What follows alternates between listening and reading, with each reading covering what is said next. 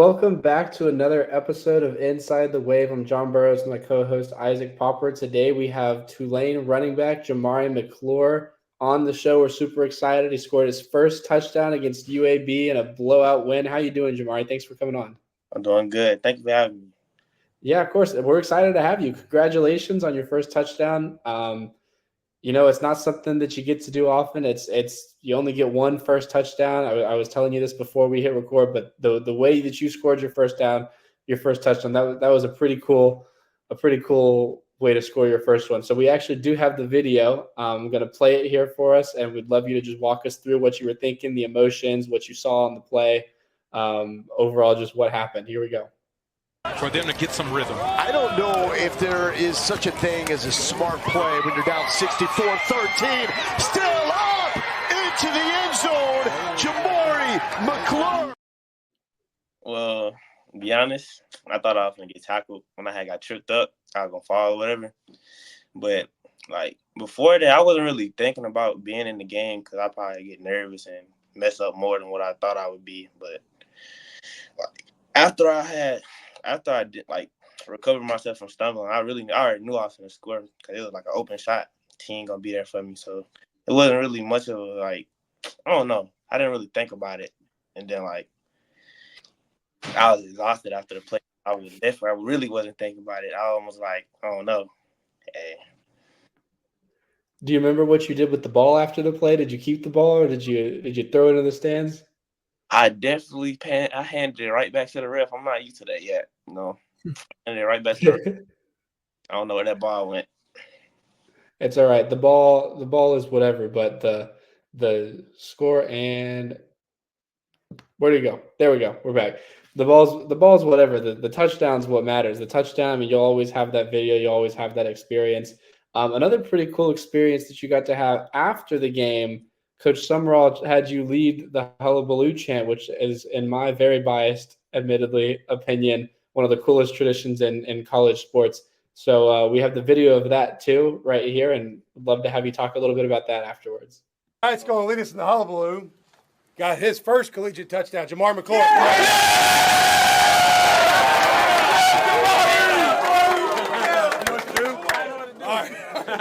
Ready? A one, a two, Hullabaloo, Hullabaloo, Ray, hooray, hooray, March, March, T.A., T.A., T.A., March, March, T.A.,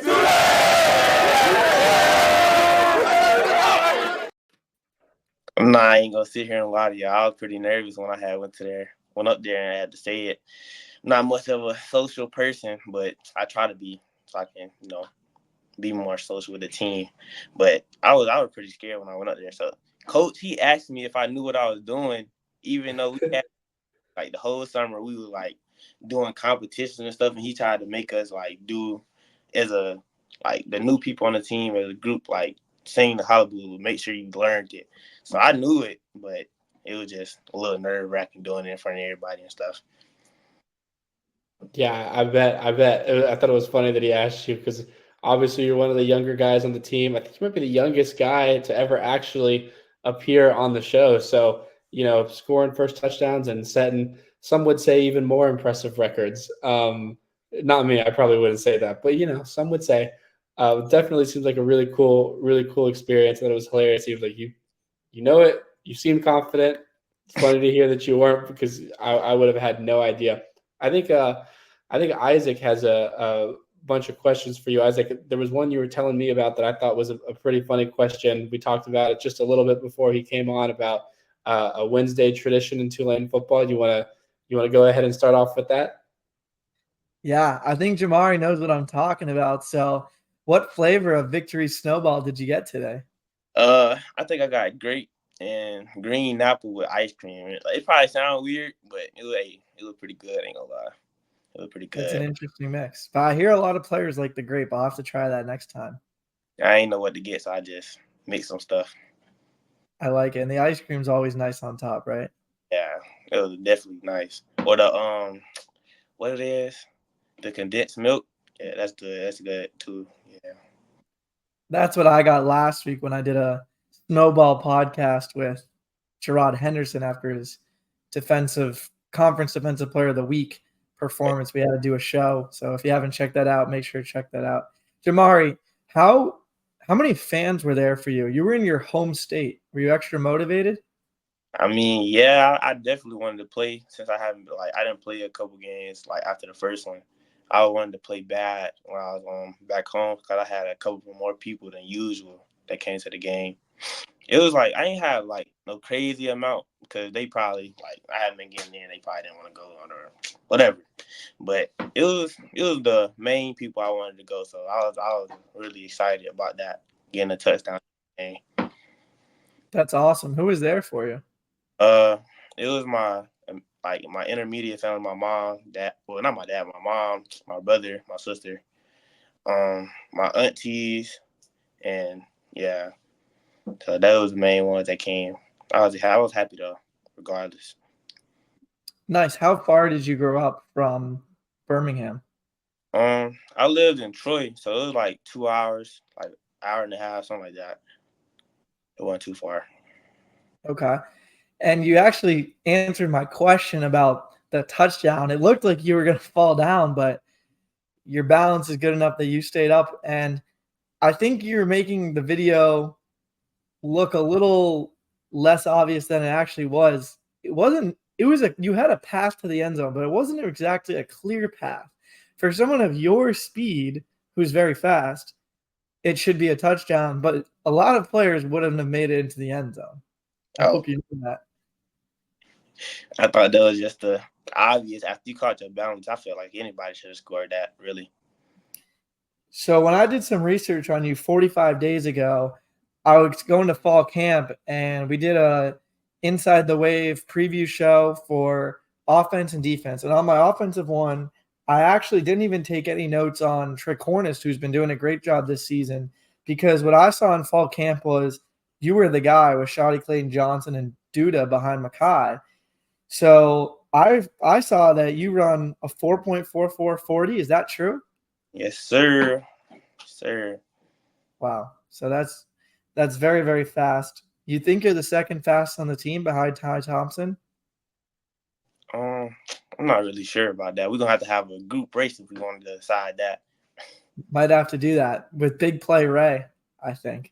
Ray, oh yeah, Ray slide, yeah. Very fast on his kickoff return touchdown, the second of the season for Rayshon Pleasant, and his third 90-plus yard return touchdown of any sort, because he had the 94-yard interception return earlier in the season. Yeah. So your touchdown actually gave Tulane their first 70-point game of the entire 21st century. It was the first since the undefeated 1998 season, which was also the last season where Tulane had back-to-back-to-back 40-point games. Believe it or not, they hadn't scored 40 in 3 straight games since the last 3 weeks of the 98 season. And it was the first time in school history with over 65 points in a conference game. And it was the first 70-point game of the century versus FBS or FCS opponent, and the second most in school history versus an FBS opponent. And your touchdown was the one to put it over the edge. How does that make you feel?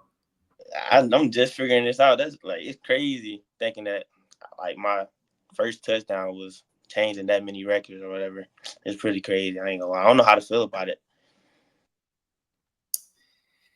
So you also had a 25-yard run on a 1st and 20. I was like, okay, 1st and 20, we'll rush it for 5-10 yards. Let me check.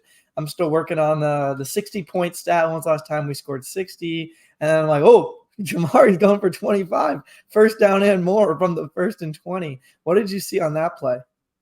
I was just trying. I really didn't. I don't know. I don't really think about anything when I run. I just try to go to my landmark like we doing practice and stuff, and just go to my landmark and just run fast as I can, do what I was taught, whatever.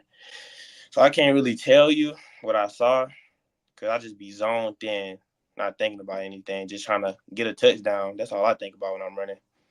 I love that answer, and I think fans will be happy to hear that as well. Jamauri, at Alabama, and last season in high school, your senior year in Alabama, you rushed for 1,600 yards, 25 touchdowns. You also had a receiving touchdown, a kick return touchdown, And that got you to be a top 100 recruit decommitting from South Alabama. Tulane was one of your first offers, if I'm not mistaken, and John Sumrall had been recruiting you too. Why did you choose the Wave ultimately? My top three probably was like, my top three was probably like South Alabama, Troy, Tulane, and I didn't want to live in Troy anymore, but I really loved the coaching staff that was there, and like I messed with Tulane, like everything about it, like the place, like the coaching staff, the coaches and stuff.